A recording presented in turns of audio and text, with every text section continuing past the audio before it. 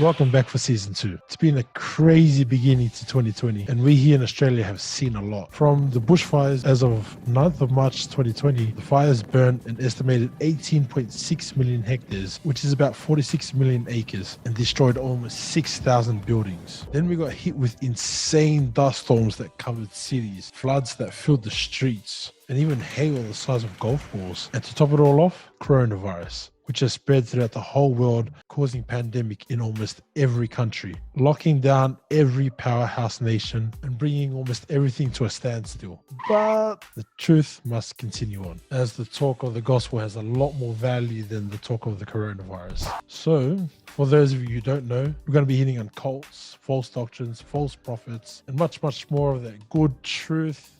Just click up there on the trailer and you'll get to see a preview of what's to come this season. In saying that, I'd like to talk about a movement that's been rapidly growing, especially in the US, and that's the Black Hebrew Israelite movement. But before I do get stuck into this, I have a good friend of mine, Brother George, who was one of the leaders for this movement, the GACC to be more specific, and was very successful in doing so, starting up a church, building it from the ground up, converting many to the GACC movement.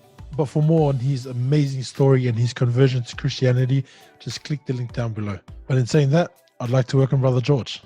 Yeah, thanks for having me on. First one, the 12 tribes chart. Yes, now the 12 tribes chart for them is a key part of the gospel. Arya had a vision from an angel at a bar, and he had the perfect afro. And this is, I'm not making this up. You can look this up. He gave him the vision about the tribes chart. And then what they did was they went into Genesis 49. From there, they created the 12 tribes of Israel. From there, everyone, so the Naphtali is obviously the Polynesians. Yeah, what they'll do, what they did was they'll go to scriptures in the Old Testament and just using ambiguous and very vague, just generalization on like goodly words. See enough islanders say tolofa, that means love, like, did you get what I'm saying? Yeah. Another example, the Reuben, who are they? Well, it depends who you speak to. There's some Israelites that just believe it's the Negroes only. Yeah. And then you have the One West who think that it's the tribes, the Seminole Indians, which are North American Indians. And then you have some camps believing that it's the Australian Aborigines. And just using stereotypes, like racial stereotypes and things of that nature to say, well, yes. Exactly. Well, they're using that as an identification, as a sign, like to identify these people. It said Reuben will not excel, and we see the Aborigines, they're not excelling in society, things of that nature. So, these must be the Reubenites. Unstable as water, the Aborigines, they're unstable. Some days I'm unstable. Does that make me a Reubenite? Yeah. So I know they're big on race, nationality, background. Yes. And so they say, they claim, big claim that Jesus is black. That's their one of their bread and butter, like their what they would call their hooks. They'll point to the white Jesus that Roman Catholicism pushes, and they'll say, no, that Jesus was a black man, and then they'll go to scriptures in the book of Revelations and twist the scriptures and add to them to say that Jesus, a black man. But that goes against all archaeology and all history. When you get down to it and you look to the roots of it is just a black nationalism. That's what it is. Okay, Jesus is not God. Jesus is not God. Jesus is not born of a virgin. They call it the Immaculate Deception. The Immaculate Deception. I debated one of the guys here said, the Immaculate Deception. I said, okay, that's a big claim. But so how do they go around these claims, and how do they scripturally back up what their claims are when it comes to Jesus not being God? The tactics that they use is not new. It's the same tactics that the Jehovah's Witness use, the Mormons, the OGs of it, Islam. One of Islam's Muslim tactics is, the Bible is unreliable, it's been tampered with.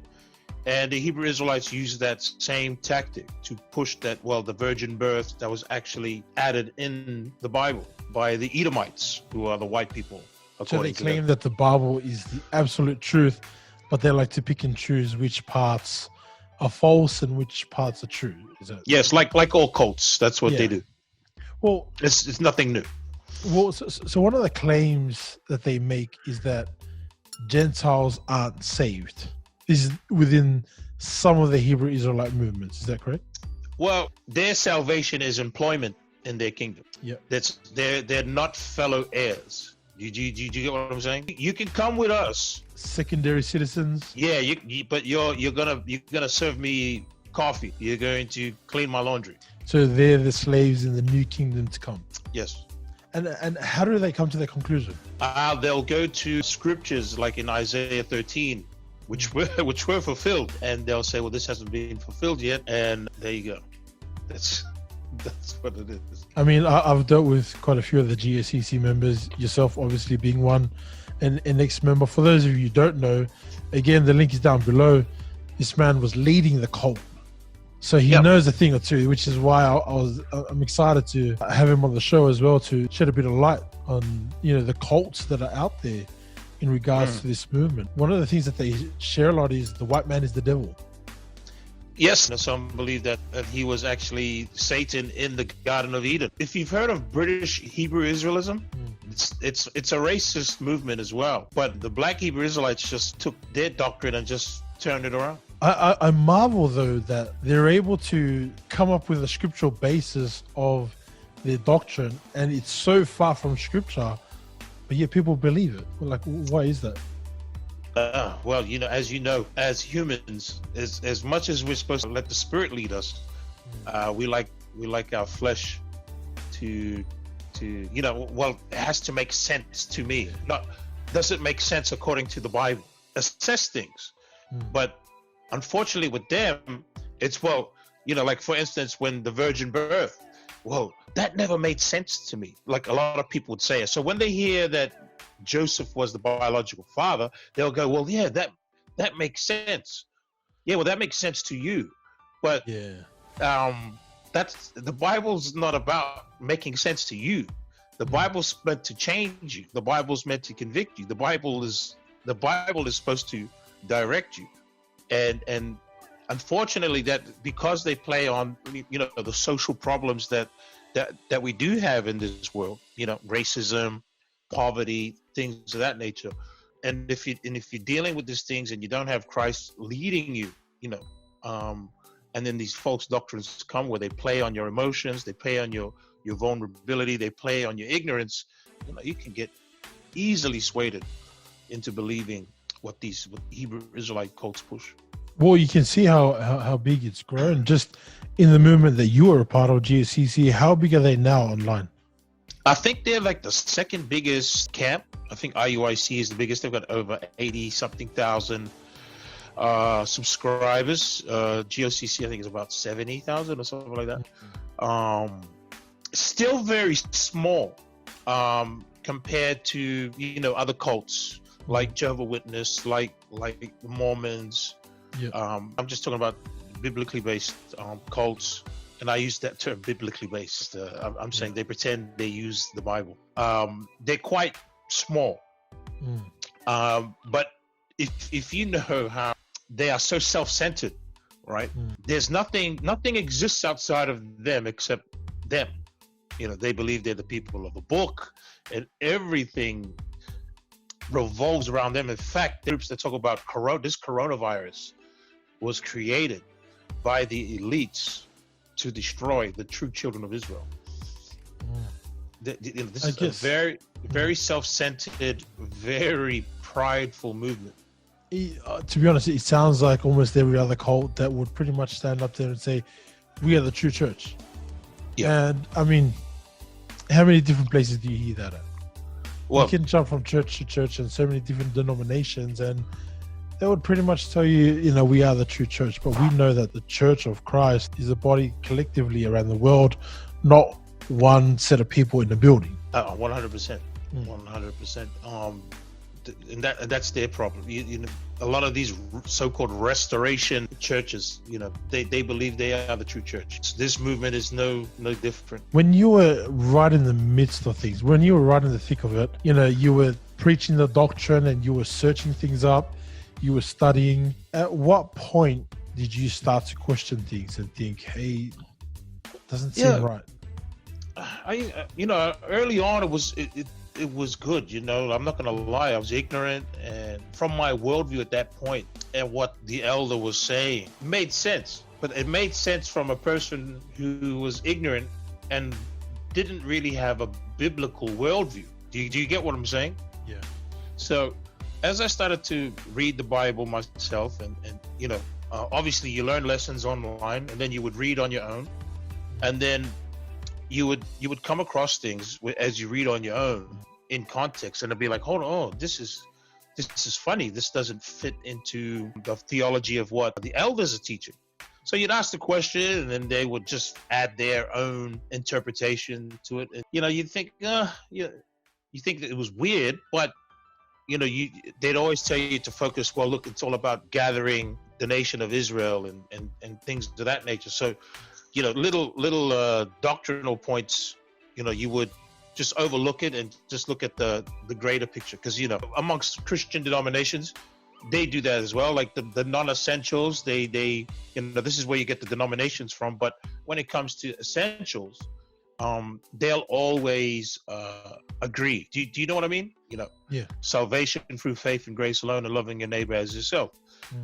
These are the essentials for the gospel, the two main essentials.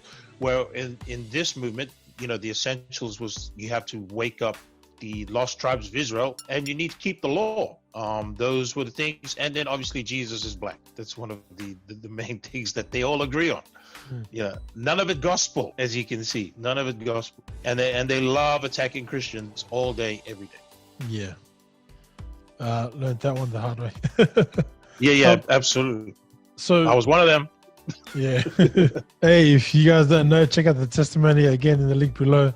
It's going to show George's testimony of who he was, a big leader in this cult. George, a message to those who, I guess, are seeking a way out or are thinking about going in, or anything to do with this cult. What's your message to them? Man, I'll tell you what, it's simple. Jesus is calling sinners to repentance. He's not calling you back to your identity or anything like that. If it was about identity, the Jews would have been saved by their identity alone. There was a promise that was given to Israel, and it was fulfilled in Jesus Christ. The same promise was given to Gentiles. And the gospel message is simple, and stick with the simplicity of it. Don't get into all these false biblical breakdowns, And I think a key too is look into history, look into the early church history, look at what the apostles taught in the book of Acts, epistles, and then even the apostles had apostles, and look at what they did. And they were most of them were martyred, which means they were killed for their faith. And they weren't killed because they were Israelites or they were keeping the laws of Moses. They were killed for being followers of Jesus. That's right. So like the scriptures say, be circumspect. So be careful. There's many false prophets to have come in the world, as it tells us in 1 John, and we got to make sure of that. Yeah, that's don't want. It's good. YouTube's good, but don't just rely on YouTube. It's another one. You got to read your Bible. Absolutely. Sure. Again, thank you, Brother George, for being on the show. I'm going to leave a link in the description below with his channel, Faith and Grace Ministries. You guys can click on that and check out his channel. He does teaching almost every week, I believe. Yeah, check us out. We're going to have you on there. Yeah. Soon. We work a lot together by the grace of God. But in saying that, be blessed, and thank you for tuning in.